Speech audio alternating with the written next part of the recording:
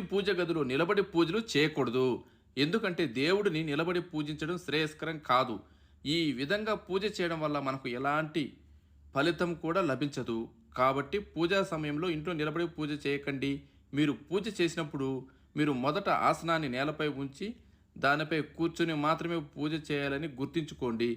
తల కప్పుకోకుండా పూజ చేయకూడదని గుర్తుంచుకోండి. స్త్రీ అయినా పురుషుడైనా పూజ చేసేటప్పుడు తలపై గుడ్డ పెట్టుకుని పూజ చేస్తే మంచిది. సరైన పూజా విధానం ఏంటంటే వాస్తు శాస్త్రం ప్రకారం పూజా సమయంలో మీరు మీ ముఖాన్ని తూర్పు లేదా ఉత్తరం వైపు ఉంచాలి. గంట, ధూపం, దీపం మొదలైన వాటిని కూడా మీ కుడివైపున ఉంచాలి. ఈ దిశకు అభిముఖంగా పూజ చేయడం ఉత్తమమైనదిగా భావిస్తారు. ఎందుకంటే తూర్పు దిక్కు బలం, ధైర్యానికి సంకేతం. ఈ దిక్కున పూజా మందిరం చేయడం వల్ల ఇంట్లో నివసించే వారికి శాంతి, ప్రశాంతత, ఐశ్వర్యం, సంతోషం, ఆరోగ్యం చేకూరుతాయి. నుదుటికి బొట్టు పెట్టుకోకుండా పూజ కూడా చేయకూడదు. శాస్త్రాల ప్రకారం